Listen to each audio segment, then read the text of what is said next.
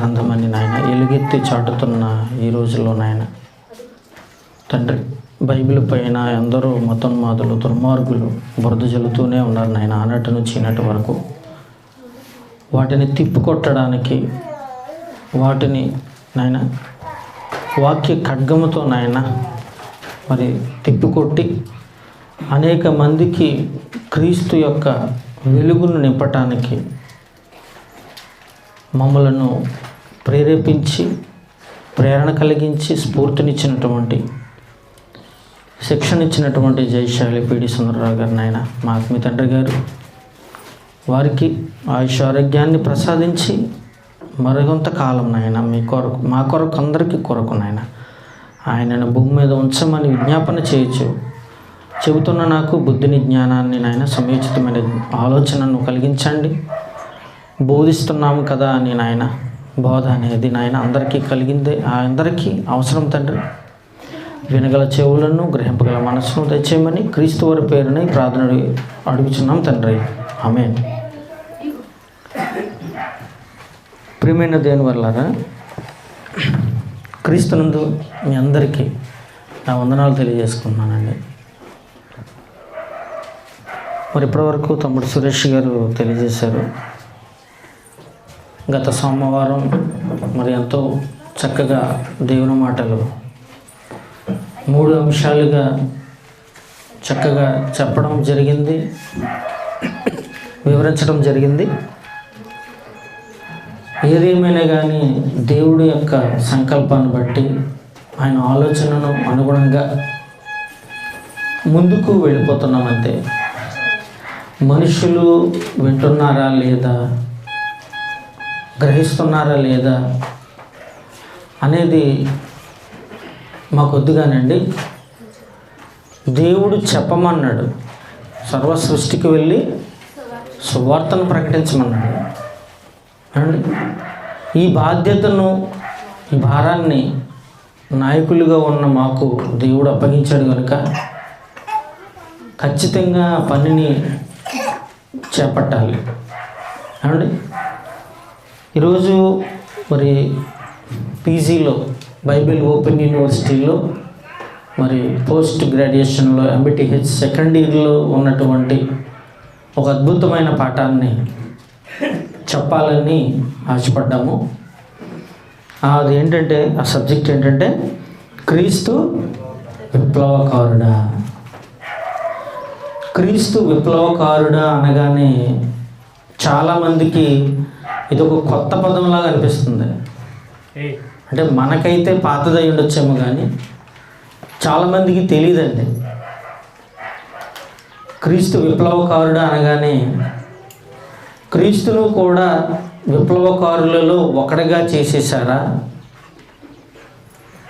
అని లోకంలో ఉన్నటువంటి విప్లవానికి జోడించి, లోకంలో ఉన్నటువంటి విప్లవ నాయకులకు జోడించేసి నాయకులను క్రీస్తును కూడా కలిపేశారా? ఈ విధంగా ప్రపంచం ఆలోచిస్తుందండి. అదేంటో మనం ఆలోచిద్దాం. ప్రియమైన వాళ్ళారా, పరలోకంలో ఉన్నటువంటి తండ్రి వద్దకు మనందరం చేరాలి అంటే ఉన్నది ఒకే ఒక్క అవకాశం. ఏంటది? దేవుని వాక్యం, క్రీస్తు వాక్యం.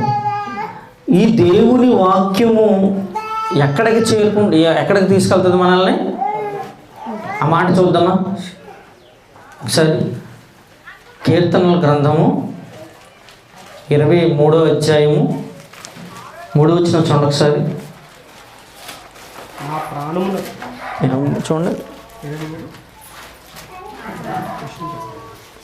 పరిశుద్ధ పట్టణమునకు తీసుకెళ్తూనే ఉంటుందని చూడండి. కీర్తనల గ్రంథము 43 అనుకుంటండి, చూడండి ఒకసారి. 43వ అధ్యాయము 3వ వచనం చూడండి ఒకసారి. జాగ్రత్తగా వినండి, ఈ మాట చదివిన తర్వాత ముందుకు వెళదాము.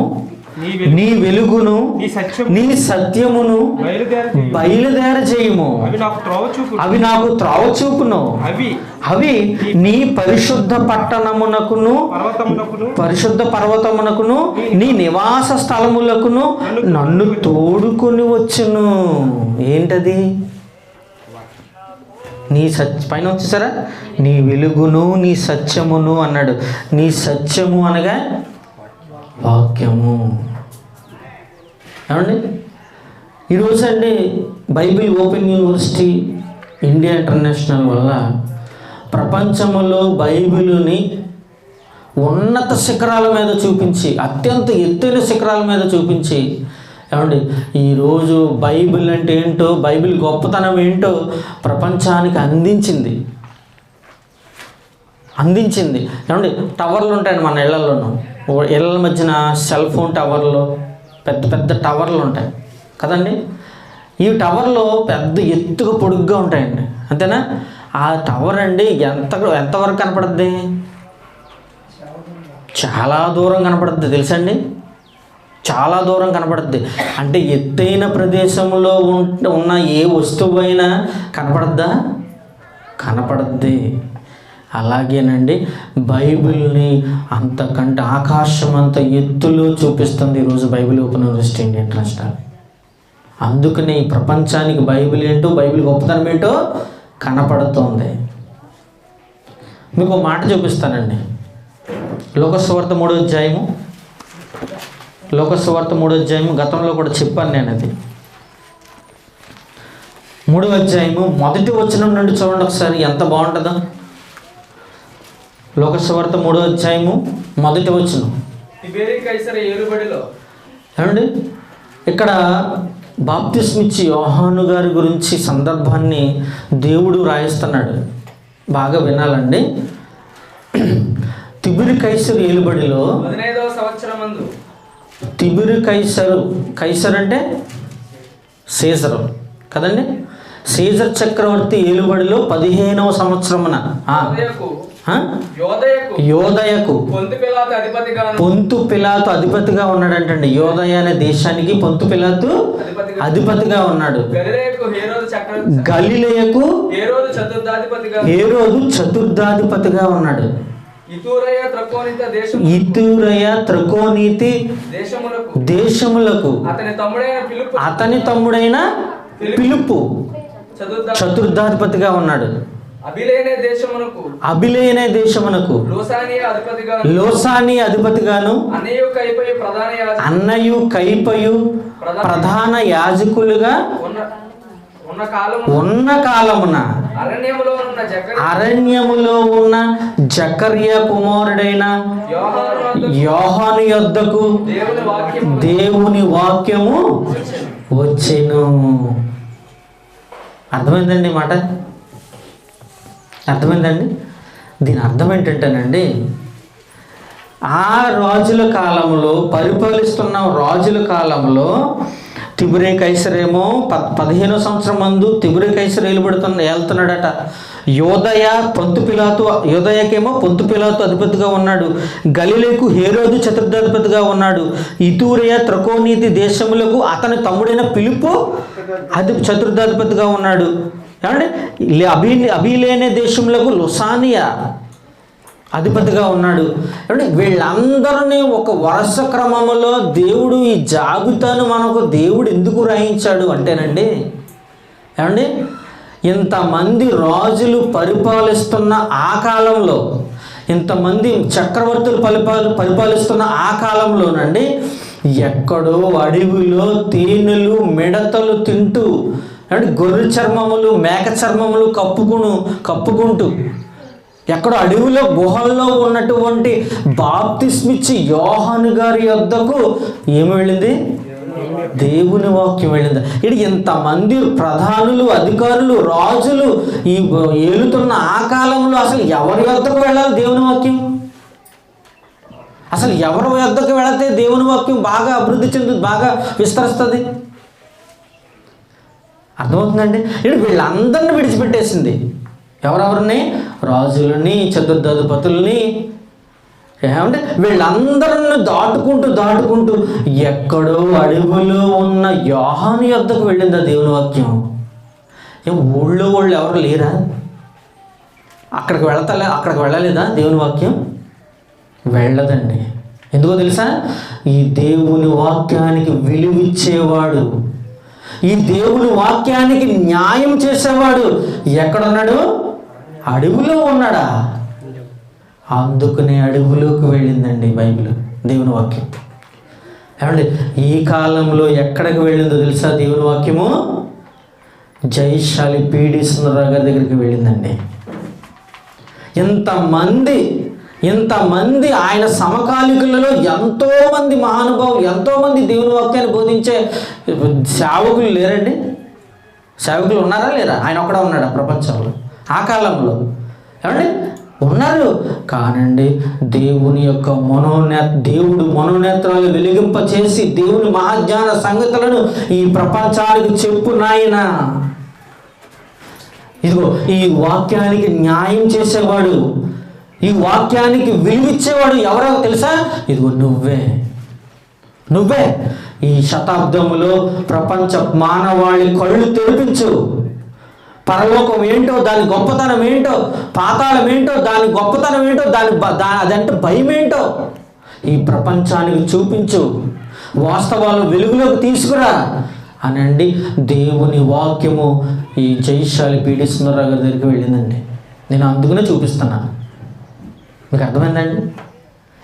ఎక్కడో అడవుల్లో ఉన్నటువంటి యోహాను గారి యొద్దకు ఏంటండి అంత అక్కడికి ఎందుకు వెళ్ళింది దేవుని వాక్యము? అంతే నల్లగా ఉందా? చివరి పదం చదవండి. చివరి పదం చదవండి. అరణ్యములో ఉన్న జకర్యా కుమారుడైన యోహాను యొద్దకు దేవుని వాక్యము వెళ్ళింది. ఊళ్ళో ఉన్న రాజులు ఏమైపోయారు? చతుర్థాధిపతులు ఏమైపోయారు? అధిపతులు ఏమైపోయారు? ఏమంటే అవసరం అండి ఇది? ఇంత జాబితాను రాసి దేవుడు యోహాను గారి యొద్దకు దేవుని వాక్యం వెళ్ళిందని చెప్పొచ్చు కదా, సరిపోద్ది కదా. అంటే ఇంతమంది లిస్టును బైబిల్లో రాయించాడు అంటే దాని అర్థం ఏంటో తెలుసా? వీళ్ళెవరో కూడా వాక్యానికి విలువ ఇవ్వలేని వాళ్ళు, వీళ్ళెవరు కూడా న్యాయం చేసేవాళ్ళు కాదు దేవుని వాక్యానికి. ఎక్కడో అడవిలో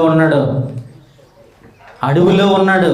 అందుకనేనండి ఈ తూర్పు దేశంలో ఉన్న భారతదేశంలో తూర్పున ఉన్నటువంటి విశాఖపట్నానికి చెందినటువంటి జైశాలి గారు, మన ఆత్మీయ తండ్రి గారి యొద్దకు దేవుని వాక్యం వెళ్ళింది. ఆయనే గనుక పుట్టకపోతే, ఆయన గనుక ఈ మహాజ్ఞానాన్ని వెలుగు తీయకపోతే మనం ఏమైపోతామో చెప్పండి. ఏమండి ఆయన వెలుగు తీసినటువంటి ఆయన కలము నుండి జాలు వారిన ఒక అద్భుతమైన పాఠమే క్రీస్తు విప్లవకారుడా. చూసారా? ఏమండి అందుకనేనండి ఈ పాఠాన్ని చాలా చక్కగా జాగ్రత్తగా మీరు వినాలని నేను ఆశపడుతున్నాను ప్రేమిన వాళ్ళారా. ఏమండి ఇది ఈ భూప్రపంచంలో చాలా విప్లవాలు జరిగాయండి, చాలా విప్లవాలు.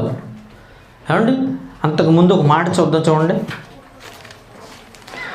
1 పేతురు 2వ అధ్యాయము 9వ వచనం చదవండి. 1 పేతురు 2వ అధ్యాయము 9వ వచనం. అయితే మీరు చీకటిలో నుండి ఆశ్చర్యకరమైన తన వెలుగులోనికి మిమ్ములను పిలిచిన వాని గుణాతిశయములను ప్రచురము చేయ నిమిత్తము ఏర్పరచబడిన వంశము, రాజులైన యాజక సమూహము, పరిశుద్ధ జనమును, దేవుని సొత్తైన ప్రజలై ఉన్నారు. మనం ఎలాంటి వాళ్ళం అంటేనండి రాజులైన యాజక సమూహము. ఒకప్పుడు చీకటిలో ఉండి అక్రమకరమైనటువంటి లోకాశల్లో పడిపోయి, ఏమండి భయంకరమైన జీవితాల్లో మగ్గిపోతూ అంధకారం సంబంధమైన బ్రతుకులలో మగ్గిపోతున్నటువంటి మనలను క్రీస్తు తన వెలుగులోనికి మనలను పిలిచిన తర్వాత ఆయన యొక్క గుణాతిశయములను మనం ఏం చేయాలి? ప్రచురము చేయాలి. గుణాలు, సుగుణాలు, దేవుని యొక్క గుణాలు, సుగుణాలు, వీటన్నిటిని మనం ఏం చేయాలి తెలుసా? ప్రచురము చేయాలి, ప్రచురం చేయాలి, ప్రకటించాలి. ఎందుకో తెలుసండి, మనం రాజులైన యాజక సమూహము, రాజులైన యాజకులం. యాజకులం అంటే ఏంటండి? ఏమండి? ప్రకటించేవాళ్ళు, దేవుని గురించి బ్రతికేవాళ్ళు, దేవుని గురించి ఆలోచించేవాళ్ళు, దేవుని గురించి దేవుని కొరకు జీవించేవాళ్ళు, వీళ్ళందరూ మన యాజకులు. మనం ఎవరము? యాజకులు, రాజులు అన్నాడు దేవుడు. అందుకనేనండి ఈ పాఠాన్ని మనం కూడా ప్రపంచానికి అందించాలి. ఆయన సుగుణాలలో, ఆయన గుణగణాలలో ఒకటిగా ఉన్నటువంటి ఈ పాఠాన్ని ప్రపంచానికి అందించాలి. ఎందుకో తెలుసా? యేసుక్రీస్తు వారిని అపార్థం చేసుకుందండి ఈ లోకం. ఇప్పటికీ కూడా అపార్థం గురవుతూనే ఉన్నాడు మహానుభావుడు. ప్రపంచానికి బైబిల్ అర్థం కాకండి ఏమండి, ఈ భూమి మీద అండి 17వ శతాబ్దం 16వ శతాబ్దంలోనండి ఎన్నో విప్లవాలు జరిగాయి. ఎన్నో విప్లవాలు. ఈ విప్లవాలు జరగటానికి కారణాలు ఏమిటంటేనండి, వాళ్ళు ఆర్థికంగా, సాంఘికంగా తొక్కబడినప్పుడు వాళ్ళ హక్కులను సాధించుకోవటానికి, వాళ్ళ బ్రతుకులను మెరుగుపరుచుకోవటానికి భూమి మీద వాళ్ళు ఏం చేసేవారంటేనండి, ఒక గుంపుగా, ఒక సమూహంగా ఏర్పడి ప్రభుత్వాల మీద తిరుగుబాటు చేసేవాళ్ళండి. అదే విప్లవం అండి. అంతేనా? ఎన్నో విప్లవాలు జరిగినాయండి భూమి మీద. ఇదిగో మన చదువుకున్న వాళ్ళు తమ్ముళ్ళు తెలుస్తుంది, చరిత్రలకు వెళ్ళదే తెలుస్తూ ఉంటుంది. ఫ్రెంచ్ విప్లవం, అమెరికన్ విప్లవం అండి, ఇలాగా సిపాయిలు తిరుగుబాటు మన దేశంలో తెలుసండి. ఇలాగ ఆలోచించుకుంటూ పోతేనండి ఎన్నో విప్లవాలకు నాంది ఈ భూమి మీద సాతానుగాడు వేసిన వలలో ఈ విప్లవాలు పుట్టాయండి. ఆ మాట చూడండి ఒకసారి. ప్రకటన గ్రంథం 6వ అధ్యాయం 4వ వచనం. ప్రకటన గ్రంథం 4వ అధ్యాయము 6వ అధ్యాయం 4వ వచనం చూడండి. అప్పుడు ఎర్రనిదైన వేరొక గుర్రము బయలు వెళ్ళెను, మనుషులను ఒకనినొకడు చంపుకొనున్నట్లు భూలోకములో సమాధానము లేకుండా చేయుటకు ఈ గుర్రము మీద కూర్చున్న వానికి అధికారం ఇవ్వబడిన. చూసా, ఎర్రనిదైన గుర్రం. అంతేనా? అంటే ఎరుపు దేనికి సంకేతం అండి? మనం అంతేనా? డేంజర్. ఎరుపు ఏంటి? ప్రమాదానికి సూచన.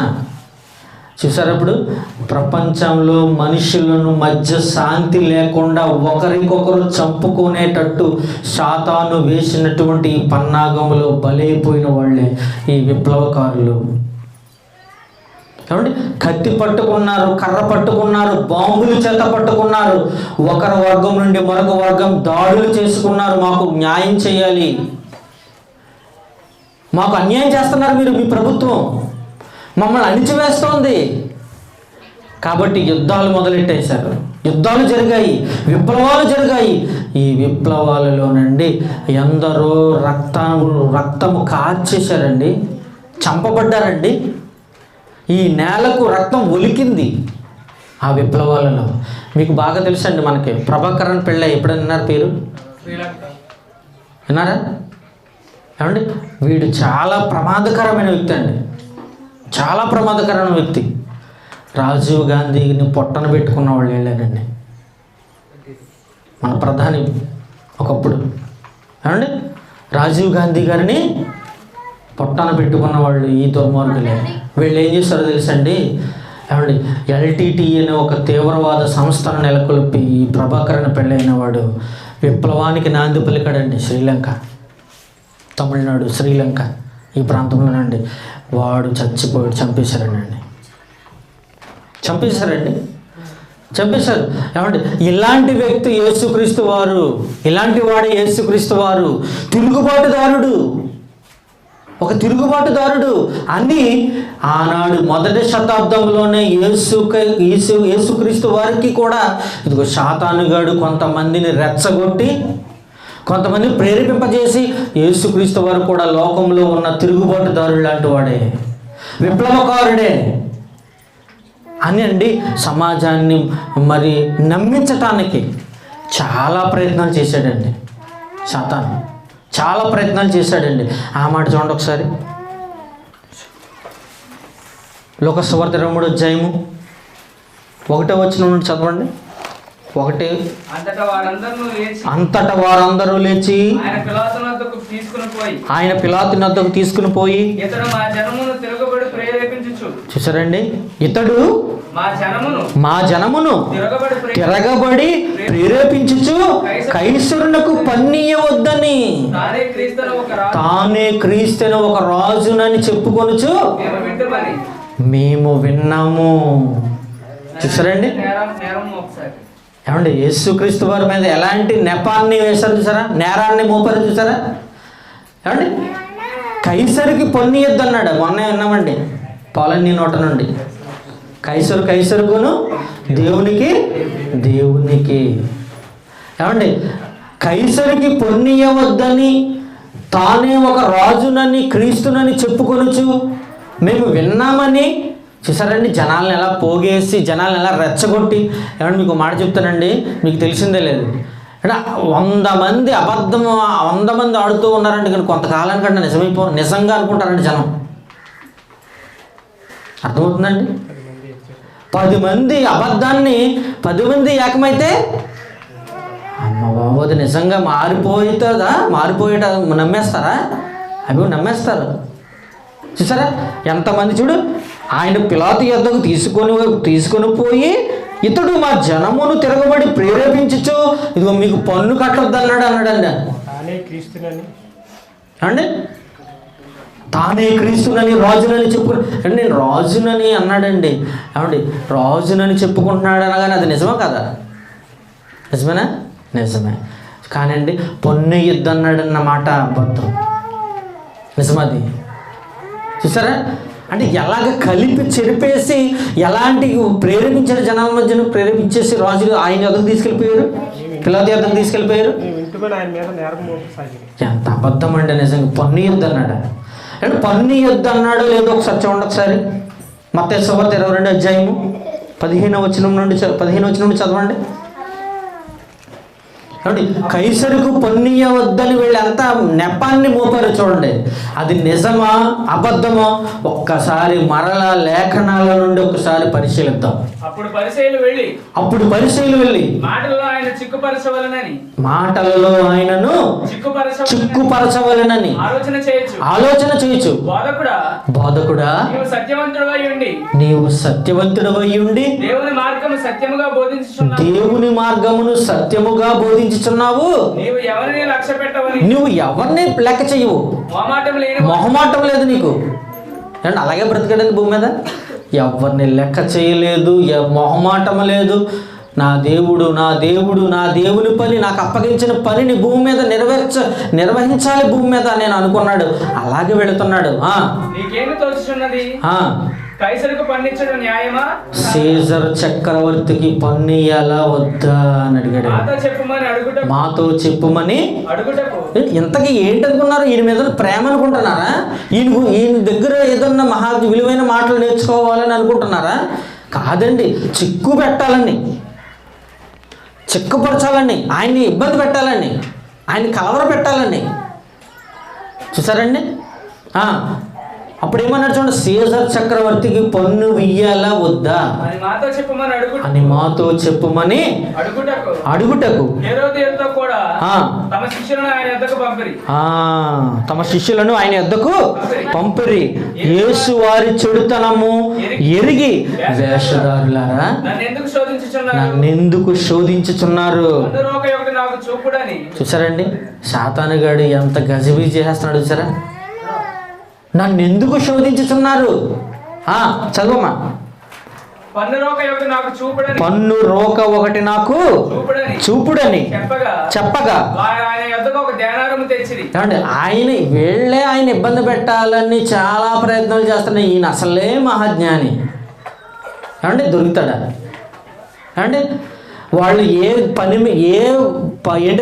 దేని మీద అయితే ఈ దగ్గరికి వచ్చారో, ఏ అంశం మీద అయితే దీన్ని ఇబ్బంది పెట్టాలని వచ్చారో దాని ద్వారా వాళ్ళకు బోధ చేస్తున్నాడు. చూడండి, ఒక ధ్యానారం తెచ్చారు. అప్పుడు ఆయన అండి చూడు, ఇదిగోండి రూపాయి ఒక ధ్యానారం.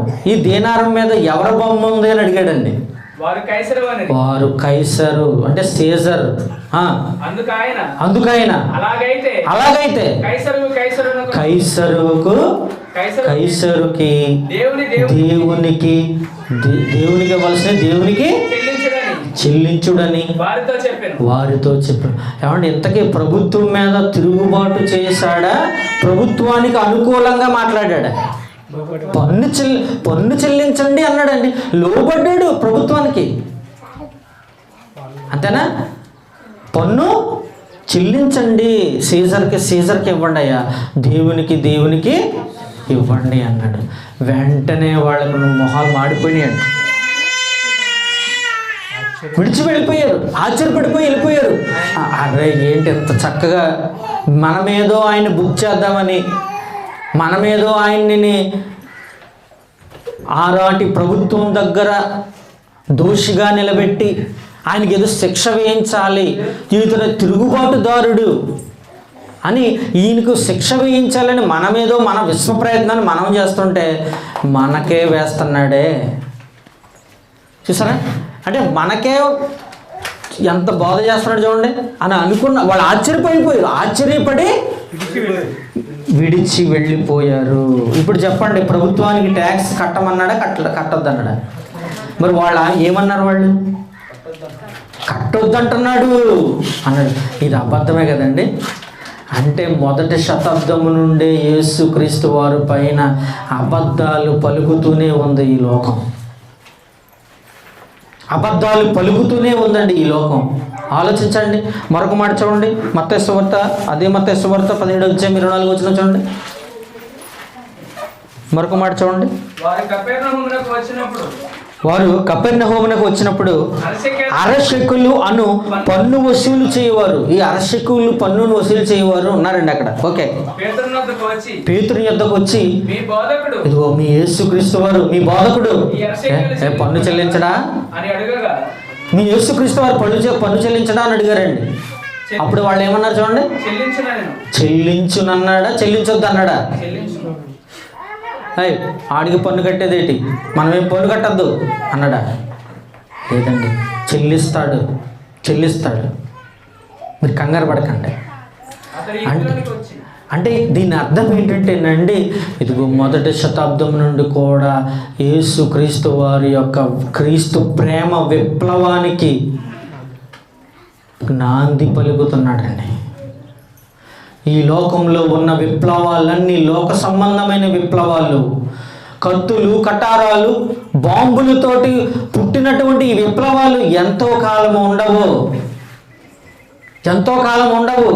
కానీ నా విప్లవం, క్రీస్తు విప్లవం, యేసు విప్లవం, ప్రేమ విప్లవం, ఇది ఎన్నటికీ కదల్చబడదు, అంతమవ్వదు.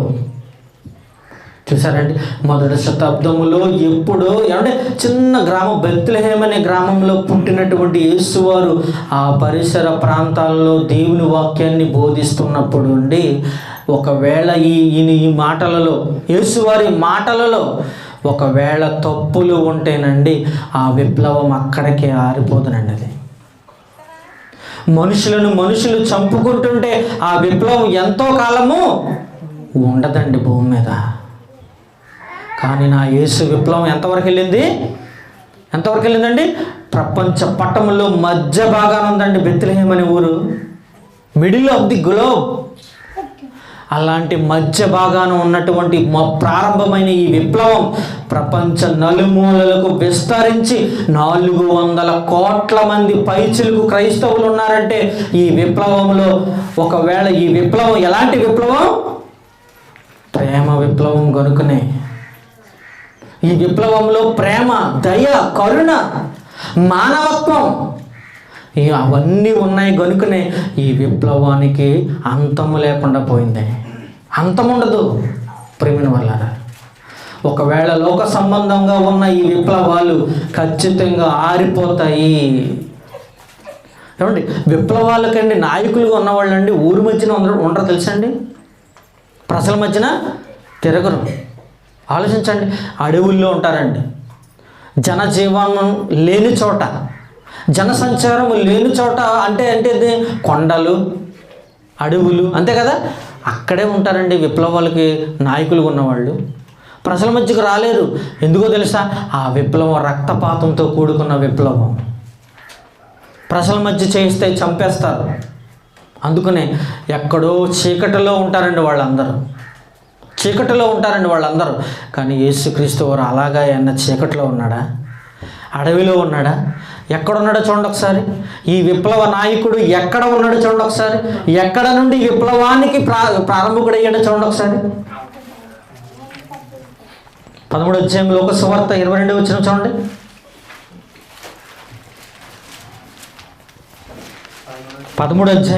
లోక సువార్త 22వ వచనం.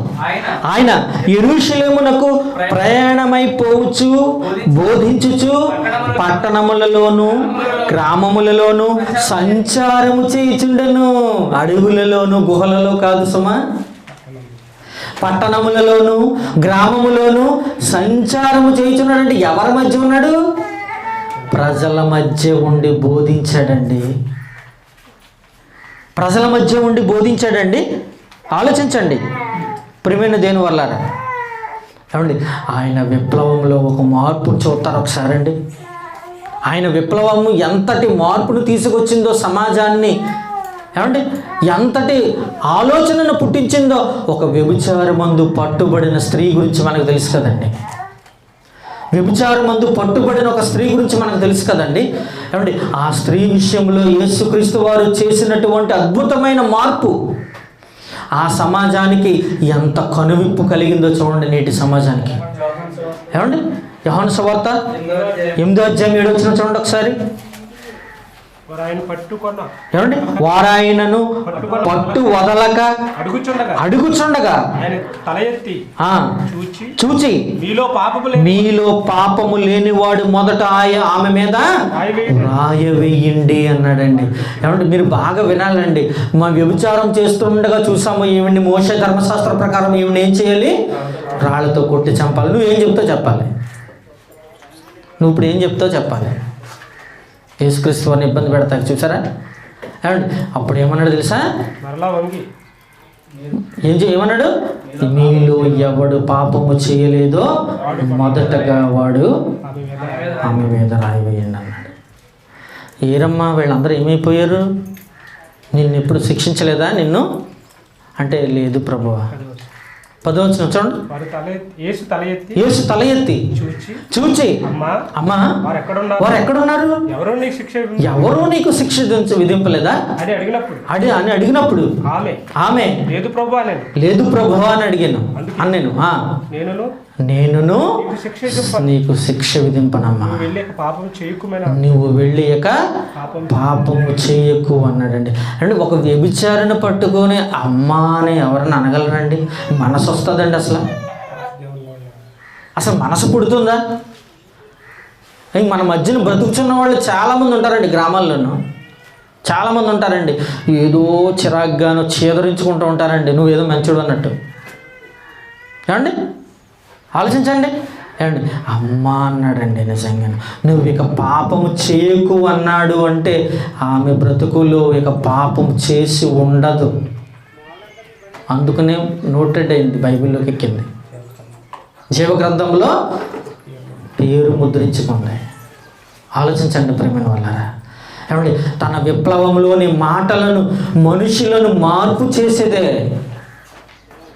మనుషులను మార్పు చేసేదేనండి తన మాటలు. కత్తి పట్టొద్దన్నాడు, కర్ర పట్టొద్దన్నాడు, తుపాకీ పట్టొద్దన్నాడు.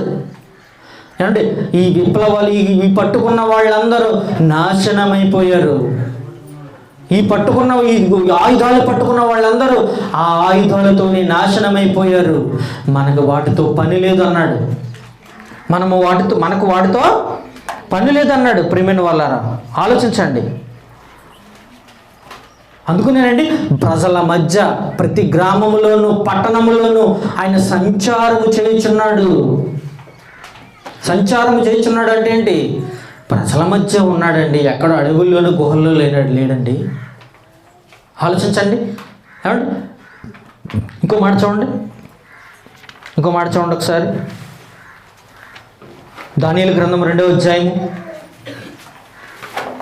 అంతకంటే ఇంకో మాట చూద్దాం. అపోస్తుల కార్యములు 5వ అధ్యాయము. ఈ యేసు క్రీస్తు వారు ప్రారంభించిన ఈ విప్లవం ఎంత గొప్పదో ఈ మాటలు మనకి ఇంకా అర్థమవుతుందండి. ప్రియమైన వాళ్ళ అపోస్తుల కార్యములు 5వ అధ్యాయము 38వ వచనం చూడండి ఒకసారి. కాబట్టి నేను మీతో చెప్పినదేమనగా ఈ మనుష్యుల జోలికి పోక వారిని విడిచిపెట్టుడి. అంతకంటే ముందు 36 వచనం చదవండి, తర్వాత చదువురు కానీ అది. ఈ దినములకు మునుపు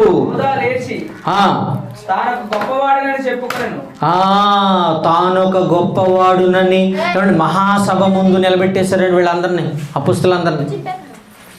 అపుస్తులందరినీ మహాసభ ముందు నిలబెట్టేశారండి. నిలబెట్టేసినప్పుడు అండి అక్కడండి ఒక ఆయన ఉన్నాడండి. ఆయన పేరేంటి? గమలీయేలు. ఆయన పేరేంటి? గమలీయేలు అండి. ఇదంతా గమనించాడండి. చాలా ధర్మశాస్త్రం అంటే చాలా ఇష్టం అండి ఆయనకి. ధర్మశాస్త్రోపదేశకుడు, ధర్మశాస్త్రాన్ని బాగా ఆలోచించిన వాడు, నిపుణుడు. ఏమండి ఇదంతా గమనిస్తున్నాడండి. అపోస్తులందరినీ కూడా మహాసభకు నిలబెట్టేశారండి. ఆయన నోట నుండి వచ్చిన విలువైన మాటలు చూడండి ఒకసారి, చదవండి 36వ వచనం. ఈ దినములకు దోదా లేచి తానొక గొప్పవాడునని చెప్పుకొనెను. ఇంచుమించు 900 మంది మనుషులు వానితో కలిసి వాడు చంపబడెను. వాడికి లోబడిన వారందరూ చెదిరి. అంటే వీడొక విప్లవకారుడు. వాడి పేరేంటి? దోదా. ఏమండి లోకాల్లో సంబంధించినటువంటి వాటిని సంపాదించుకొనుటకు, హక్కులను సాధించుకొనుటకు వీడు ఒక గుంపుని ఏర్పాటు చేసుకున్నాడండి. వీడు చంపబడ్డాడు, దోదా అనేవాడు. ఆ మిగిలిన అనుచరులు కూడా ఏమైపోయారు? చెదిరిపోయారు. ఓకే, వాడి తర్వాత జనసంఖ్య దినములలో గలిలయుడైన యోధాను ఒకడు వచ్చి, వాడి పేరేంటి? యోధా. ప్రజలను తనతో కూడా తిరుగుబాటు చేయ ప్రేరేపించాడు. వాడిని కూడా మట్టు పెట్టేశారు. వాడికి లోబడిన వాళ్ళందరూ కూడా చెదిరిపోయారు. కాబట్టి ఆ విప్లవాలన్నీ నాశనమైపోయాయి. ఆ దోదా విప్లవం నాశనమైపోయింది, యోధా విప్లవం నాశనమైపోయింది. వాళ్ళతో ఉన్న వాళ్ళందరూ చెదిరిపోయారు, అంతమందిపోయారు. కాబట్టి నేను మీతో చెప్పున్నది ఏమనగా, మీరు జాగ్రత్తగా ఆలోచించండి. ఈ మనుషుల విషయంలో ఈ మనుషుల జోలికి పోక వారిని విడిచిపెట్టుడి. ఈ ఆలోచనైనను ఈ కార్యమైనను ఒకవేళ మనుషుల వలన కలిగితే, యోధా దోదా లాంటి మనుషుల వల్ల కలిగితే అది వ్యర్థమైపోతుంది. వాళ్ళు మట్టుబెట్టి అంతా చంపేస్తారు. ఆ విప్లవం ఆరిపోతుంది. ఒకవేళ ఈ క్రీస్తు విప్లవం, ఈ విప్లవం దేవుని చేత కలిగినదైనా, దేవుని చేత ప్రారంభించబడినదా, మీరు వారిని వ్యర్థపరచలేరు. ఒకవేళ మీరు దేవునితో పోరాటం చేస్తున్నారేమో, జాగ్రత్త. అంతేనా? ఆలోచించండి. ఈ విప్లవం దేవుని చేత ప్రారంభించబడిందయ్యా. ఈ విప్లవం అందుకనే ఈ విప్లవానికి అంతము లేదు. దానియేలు గ్రంథం 2వ అధ్యాయము, దానియేలు గ్రంథం 2వ అధ్యాయము 44 వచ్చిన చూడండి ఒకసారి.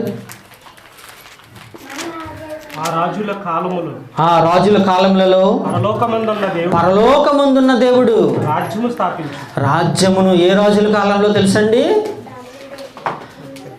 రోమా. ఏమండి? ప్రపంచాన్ని పరిపాలించిన రోమా చక్రవర్తి, ది గ్రేట్ అలెగ్జాండర్. ఆలోచించండి. అంతకుముందు రాజ్యాలు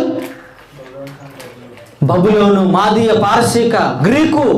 ఈ సామ్రాజ్యాలన్నీ పోయిన తర్వాత చిట్ట చివరిగా వచ్చిన రాజ్యమే రోమా ప్రభుత్వం, రోమా సామ్రాజ్యం. ఈ రోమా సామ్రాజ్య కాలంలో దేవుడు ఒక రాజ్యమును స్థాపించెను. అది ఎన్నటికీ నాశనము కలుగదు. ఆ రాజ్యము దానిని పొందిన వారిని కాక మరి ఎవరికి చెందదు. అది ముందు చెప్పిన రాజ్యములన్నిటినీ బబులోను. చూడండి, ఏ రాజ్యాలు ఉన్నాయి? బబులోను మహాసామ్రాజ్యం, మాదీయ పారసీక సామ్రాజ్యం, గ్రీకు సామ్రాజ్యం, రోమా సామ్రాజ్యంలో వస్తున్నటువంటి ఈ విప్లవానికి అంతము లేదు. ఈ రాజ్యములన్నిటినీ పగులుగొట్టి నిర్మూలన చేయును గాని అది యుగ యుగముల వరకు నిలుచును అన్నాడా? నిలవదన్నాడా? ఒక్కసారి ఇది పట్టుకోనండి, బయట జరుగుతుంది చూడండి ఒకసారి. ఈ మాటను పట్టుకొని క్రైస్తవ్యం నానాటికి విస్తరిస్తోంది. ఆలోచించండి ప్రియమైన వాళ్ళారా. ఇప్పుడు జరుగుతున్నటువంటి అంచనాలు, గణాంకాలు, క్రైస్తవ్యం నానాటికి విస్తరించబడుతుందండి. ఎక్కడైతే ఏమంటే మీకు మాట అండి, క్రైస్తవ్యాన్ని ఎంత తొక్కితే అంత పైకి లేస్తుందండి. క్రైస్తవ్యాన్ని ఎంత తొక్కితే అంత పైకి లేస్తుందండి. ఈరోజు నిదర్శనమే. ఒక్కసారి క్రైస్తవులుగా నానాటికి పెరుగుతున్న గణాంకాలు ఒక్కసారి చూడు. మత మార్పిడులు చట్టాన్ని తీసుకొచ్చి కొన్ని రాష్ట్రాల్లో క్రైస్తవ్యాన్ని అణచివేయాలని చూస్తున్నాయి. అయినా వాళ్ళకు అవట్లేదండి. తెలుసండి, వాళ్ళ వల్ల అవట్లేదు. ఎందుకో తెలుసండి? క్రైస్తవ్యానికి ఉన్న లక్షణం అది. ఎంత తొక్కితే అంత పైకి లేస్తుంది. ఎంతమంది అండి మొదలు పెట్టారండి దీన్ని అంతమందించడానికి? క్రైస్తవ్యాన్ని అంతమందించడానికి ఎంతమంది మొదలెట్టారు? మొదటి శతాబ్దం నుండి మొదలెట్టారు కదా. ఏమండి? రోమన్స్ ఊరుకున్నారా? ఊరుకోలేదే. క్రైస్తవ్యాన్ని అణచివేయాలని చూశారు. ఆగిందా? ఆలోచించండి. ఎన్నో యుద్ధాలు జరిగినాయి, క్రూసేడులు, మత యుద్ధాలు జరిగాయి. ఆగిందండి క్రైస్తవ్యం? నానాటికి విస్తరిస్తుందండి. నానాటికి. క్రీస్తు అంటే ఎవరో తెలియని వాళ్ళు లేరు ఈ భూమి మీద. తెలుసండి?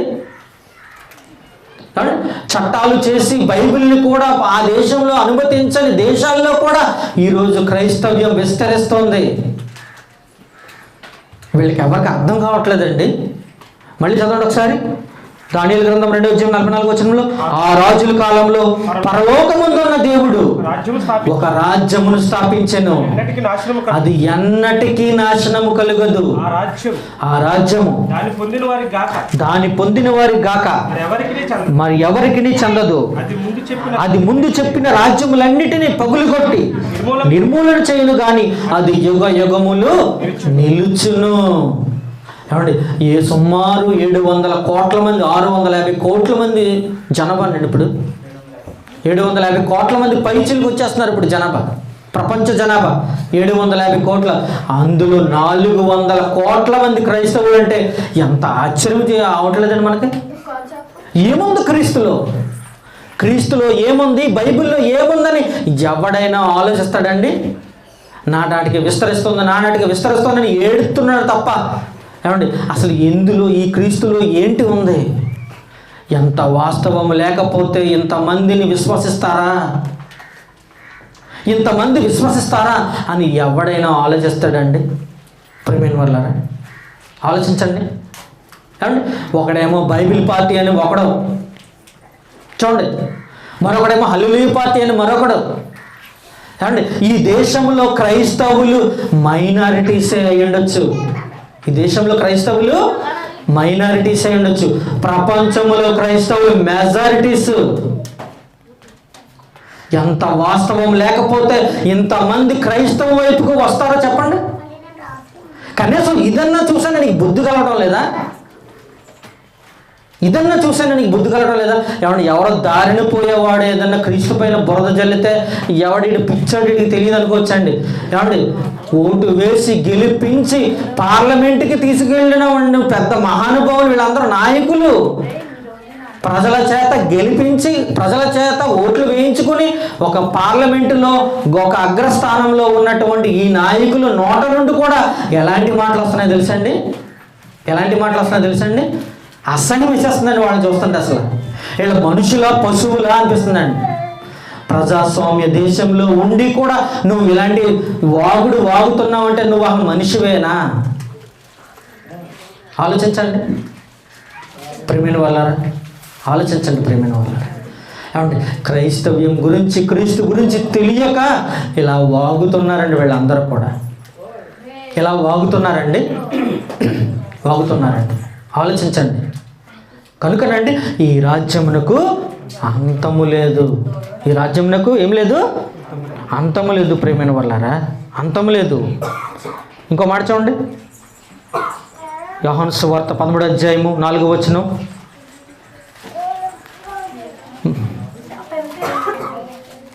యోహాను సువార్త 13వ అధ్యాయం 4వ వచనం మనందరికీ తెలుసండి. శిష్యులందరినీ వరుసగా కూర్చోబెట్టుకున్నాడండి. భోజన పంక్తిలో అందరినీ కూర్చోబెట్టుకుని తన పై వస్త్రమును తీసేసండి.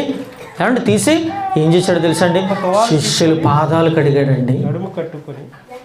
శిష్యులు పాదాలు కడిగాడండి తన నడుము కట్టుకునే వస్త్రాన్ని. అంతటి పళ్ళెంలో నీళ్లు పోసి శిష్యులు పాదాలు కడుగుటకును తాను కట్టుకొని ఉన్న తువాలుతో తుడుచుటకును మొదలు పెట్టును.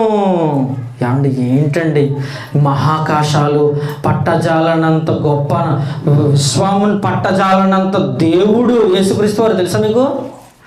ఏమండి శరీరంలోకి వచ్చేసాడండి. ఈ ముల్లోకాలి చక్రవర్తి ఇంత గొప్పవాడు ఏంటండి శిశువుల పాదాలను కడిగాడేంటండి? శిష్యుల పాదాలు. ఏమండి ఎంత తగ్గించుకున్నాడు చూడండి. పరిచారము చేయుటకు వచ్చానే తప్ప పరిచారము చేయించుకొనుటకు నేను రాలేదు. మత్తయి సువార్త 20వ అధ్యాయం 28వ వచనం చూడండి. ముగించేస్తాను ప్రియమైన వాళ్ళారా. అలాగే మనిషి కుమారుడు పరిచారము చేయుటకు చేయించుకొనుటకు రాలేదు గాని పరిచారము చేయుటకు అనేకుల కొరకు అనేకులకు ప్రతిగా విమోచన క్రయధనముగా తన ప్రాణమునిచ్చుటకు. పరిచారం అంటే అర్థం తెలుసండి? ఇంగ్లీష్లో పరిచారం అంటే అర్థం ఏంటి?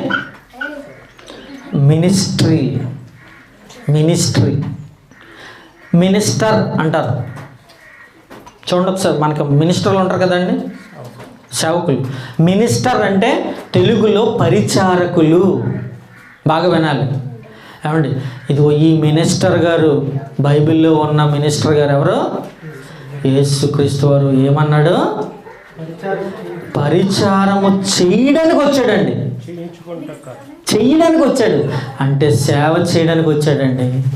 చేయించుకున్నటకు కాళ్ళు నొక్కించుకుంటాకి, చేతులు నొక్కించుకుంటాకి, ఏది పడితే నాకు కావాలి ఆ వెంటనే తెచ్చిపెట్టండి ప్లేట్లో అనడానికి రాలేదండి.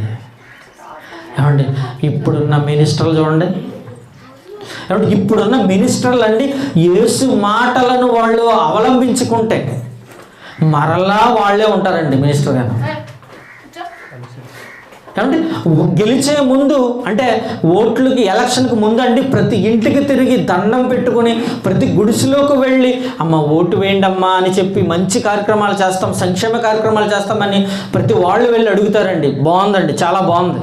ఏమంటే గెలిచిన తర్వాత కూడా నువ్వు అదే సూరిలోకి, అదే గుడిసెలోకి వెళ్ళి ఆమెకి చేతులు పట్టుకొని కృతజ్ఞతాస్తుతులు చెల్లిస్తున్నావా? కృతజ్ఞతలు చెల్లిస్తున్నావా?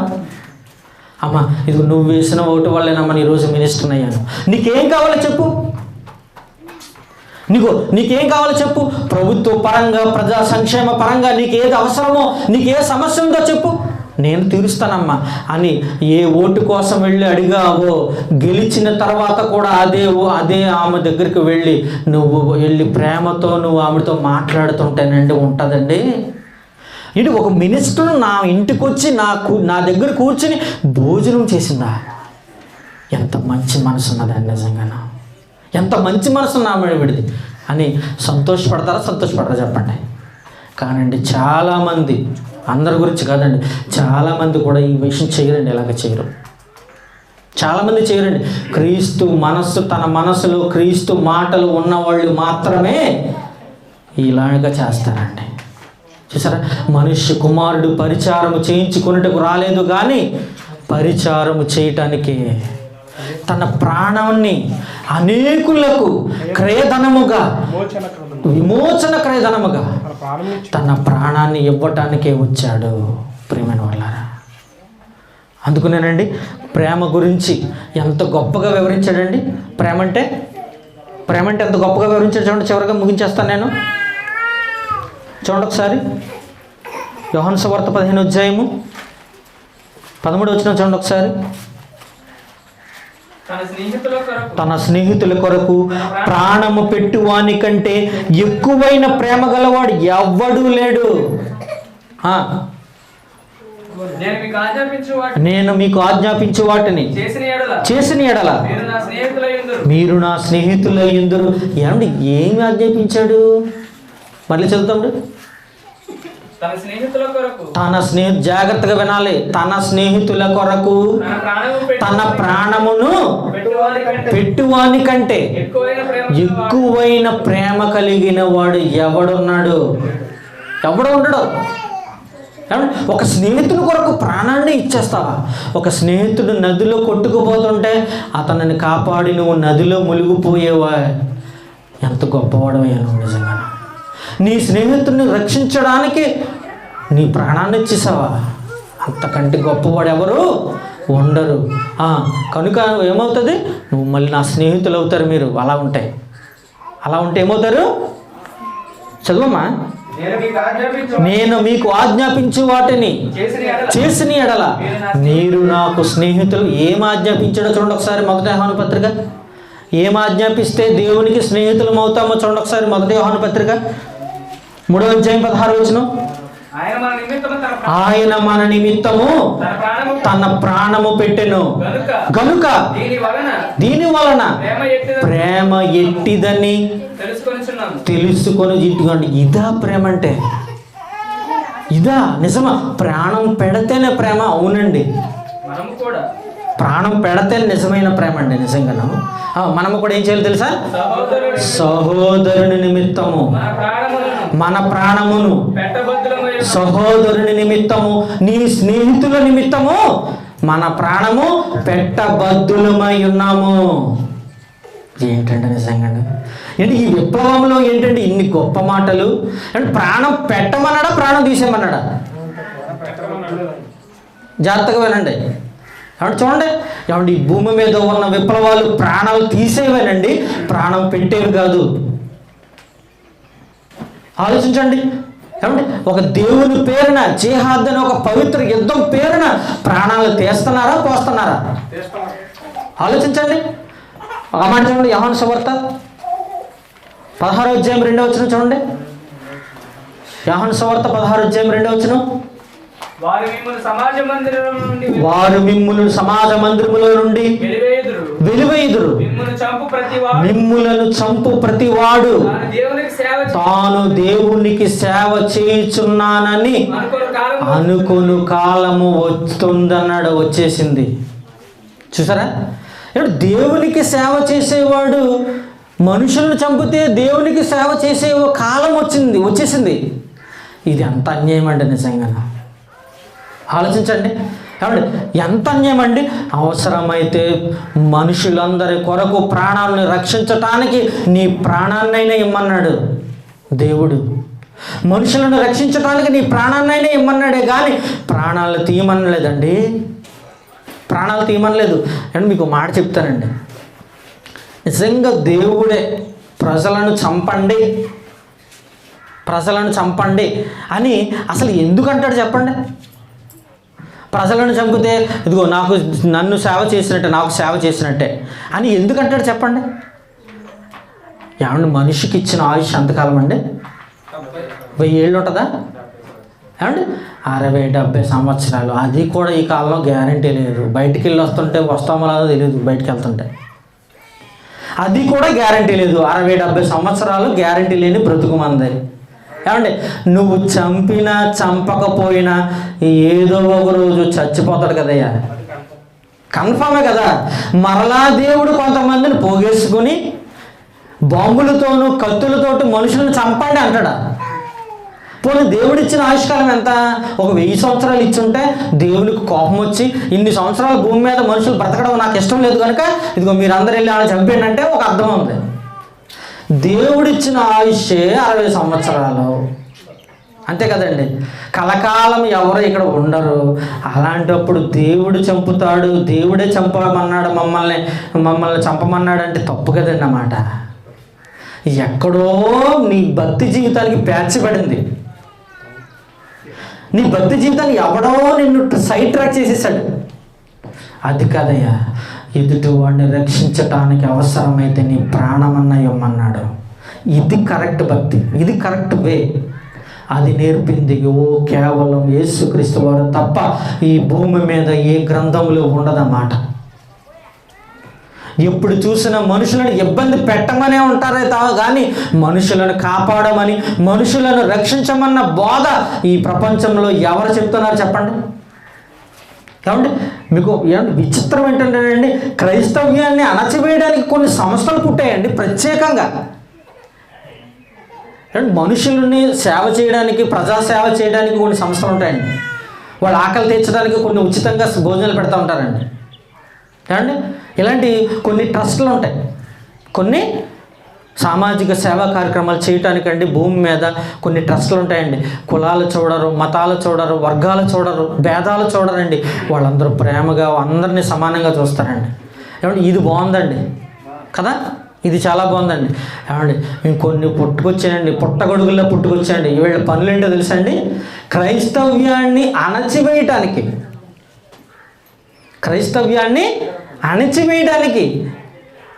కొన్ని సంస్థలు పుట్టుకొచ్చాయండి విచిత్రంగాను. మరి ఏం మాయ రోగం వీళ్ళకి? క్రైస్తవ్యం వీళ్ళు ఏం చేస్తుందో అంటే నీ వ్యాపారానికి అడ్డొస్తుందా క్రైస్తవ్యం? దేవుని ముసుగులో నువ్వు చేస్తున్నటువంటి దుర్మార్గపు వ్యాపారాలు ఉంటాయి చూసారా, ఆ వ్యాపారాలకి క్రైస్తవ్యం అడ్డొస్తుందా? ఆలోచించండి. పోనీ నీ రాజకీయంగా ఎదగనివ్వటానికి ఇది ఆటంకం అవుతుందా? అంతే కదా, దాని గురించే కదా క్రైస్తవ్యం అణచివేయడానికి నువ్వు ఆలోచిస్తున్నావు. ఆలోచించండి. ఒక పుట్టగొడుగులా పుట్టుకొచ్చేసాడు, విచిత్రంగా లేదా? ఏమండి మన దేశంలోనే ఉన్నాయండి బాబు, మన దేశంలో ఉన్నాయండి. అప్పుడప్పుడు తాజ్మహల్ చూడండి ఇలా ఎత్తుతుంది, అప్పుడప్పుడు పడగెత్తుతూ ఉంటాయండి అవి, అప్పుడప్పుడు. ప్రియమైన వాళ్ళారా, కాబట్టి అండి ఈ రాజ్యానికి అంతము లేదు. క్రైస్తవ్యాన్ని ఎంత తొక్కితే అంత పైకి లేస్తుంది. క్రైస్తవ్యానికి ఉన్నటువంటి ప్రధాన లక్షణం అది. నువ్వు ఏమీ చేయలేవు క్రైస్తవ్యాన్ని. మహా అయితే చంపుతావు అంతేనా? ఒక క్రైస్తవుని చంపితే 100 క్రైస్తవులు పుట్టుకొస్తారు, అది గుర్తుపెట్టుకో. ఒక క్రైస్తవుని ఆటంకపరిస్తే 100 మంది క్రైస్తవులు పుట్టుకొస్తారు. దేవుడు చెప్పినటువంటి క్రమం ఇది. నువ్వెలాగా నిన్నగాక మొన్న పుట్టి క్రైస్తవ్యాన్ని అంతమొందించేస్తావని ప్రగల్భాలు పలికితే నువ్వు పనికిరాకుండా పోతావు. దేవుని ఉగ్రత పెళ్ళును దిగుతుంది నీ మీద. ఆలోచించండి ప్రేమైన వాళ్ళారా. అప్పుడు ఏం చేయాలి? మనం యేసుక్రీస్తు వల్లే మనం కూడా సహోదరుల నిమిత్తము, స్నేహితుల నిమిత్తం మనం ఏం చేయాలి? ప్రాణము పెట్టబద్దులమై ఉన్నాము. అదేనండి ఈ యేసుక్రీస్తు వారి ప్రేమ విప్లవం. యేసుక్రీస్తు వారు విప్లవకారుడేనా? విప్లవకారుడే. క్రీస్తు ప్రేమ విప్లవం ఇది. ఆయుధాలు పట్టొద్దన్నాడు, తెలుసు కదా. పేతురు గారు చెవి నరికిస్తాడు ఒకటి సైనికుడిది. కత్తి పట్టుకున్నవాడు కత్తితోనే పోతాడు. పేతురు, నీ కత్తి నీ వరలో ఉంచు. మనము పట్టుకున్నది ప్రేమ విప్లవం. మన దగ్గర ఉన్న ఆయుధం ఏంటో తెలుసా? ప్రేమ. ప్రేమ. ఈ ప్రేమ ప్రేమ అనే ఆయుధంతోనే ఈ ప్రపంచాన్ని జయించాలి. మనం అందుకునే మనకి భూమి మీద పుట్టాం. కత్తి పట్టకూడదు, కర్ర పట్టకూడదు, ఆయుధాలు పట్టకూడదు. నా దేవుడు నాకు నేర్పింది ఇదే. ఆలోచించు. ఆయుధాలు పట్టకూడని ఈ విప్లవం అందుకునే ఈరోజు ఇప్పటికీ కూడా సజీవంగా నేటి వరకు కూడా నిలిచి ఉందంటే అది క్రీస్తు ప్రేమ విప్లవం. దేవుడు ప్రారంభించిన విప్లవం కనుకనే ఇది ఇంతటి వరకు యుగ యుగములు నిలిచిపోతుంది. ప్రార్థన చేసుకున్నామండి. పరిశుద్ధుడైన మా కన్న తండ్రి, గొప్ప దేవుడా, ఆయన నీ కుమారుడైన యేసుక్రీస్తు వారు